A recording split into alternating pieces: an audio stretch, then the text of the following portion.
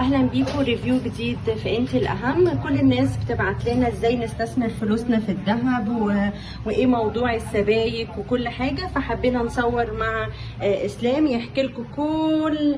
ازيك يا اسلام؟ احكي لهم بقى السبائك ايه، ازاي يقدروا يعرفوا يختاروا السبائك.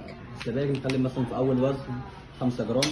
دي اول حاجه ال 5 جرام. صناعه الجرام بتاعها ب 65 جنيه، عليها كاش باك 20 جنيه. اشرح لهم بقى ايه الكاش باك وايه كاش باك تفاصيل. يعني انت واخد دفع فيها في الجرام 65 جنيه، في 5 جرام تكلم 325. 325. ساعة البيع بنشوف سعر الدهب كام، بنزود عليه 20 جنيه. يعني مثلا النهارده الدهب 2720، زائد 20 جنيه في ال 5 جرام. انت كده معوضها منها 100 جنيه صناعيه، ناقص 325 ناقص ال 100، ما انت يعتبر دافعه فيها 225 جنيه مصنعيه. دي في الليل 5 جرام. دي 5 جرام. في كده 10 جرام. دي 5 جرام عيار كام دي؟ 24. عيار 24. تمام. في كده 10 جرام. ماشي. الكاش باك بتاعها برضو 20. كاش باك 20. تيجي تبيعها تاخدي فوق حق الدهب 20 جنيه في الجرام. تمام. في كده جنيهات. الجنيهات بقى بكل الاوزان. الجنيه لا، جنيه وزنه معروف 8 جرام. 8 جرام ملهوش اي وزن. لا. عيار 21. عيار 21. مصنعيه جرام 60 جنيه. كاش باك بتاعه 25 جنيه. في كده نص جنيه 4 جرام. ده 4 جرام. تمام. مصنعيه جرام برضه ب 60 جنيه. تمام. برضه في برضه ارجع برضه موجوده. دي تكمله ليهم هي. وبرضه ان في سبائك 20 جرام عشان احنا ما اتكلمناش فيهم. سبائك 20، سبائك الانثى اللي هي 31 جرام و10، في سبائك 50 جرام، سبائك 100 جرام، كل ده برضه متوفر. هما هنا ما شاء الله عندهم جميع الاوزان، كل اللي انت نفسك فيه بجميع الشركات. مصنعيه الوزن التقيل بيقل. لو ايه؟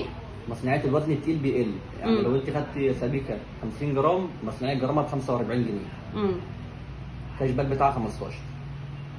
تمام. انت تنصحهم بايه بقى دلوقتي؟ طبعا ده انسب وقت الناس كلها تشتري. يعني الدهب بقى زاد من قيمه مثلا اسبوع، بنتكلم في حوالي 200 جنيه زياده.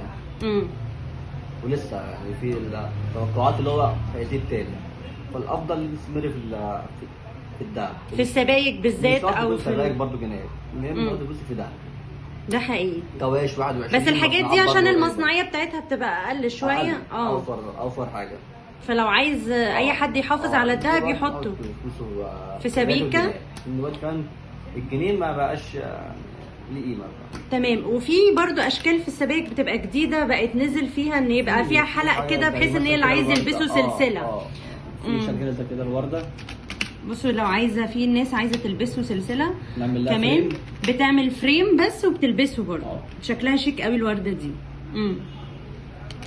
تمام. ورينا بقى كل في اشكال مختلفه. بصوا في قلبها كده، ورينا الاشكال بتاعتها المختلفه للي عايز ايه. اسم الشركه كده في الورده. في اشكال بقى السبيكه نعمل لها برضه فريم.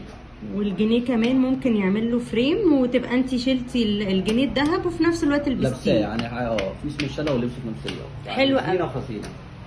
زينه وايه؟ وخزينه. انت استنونا تاني وريفيو جديد، واكتبوا لنا يا ريت في الكومنت لو اي مكان حابين تروحوه قولوا لنا عليه.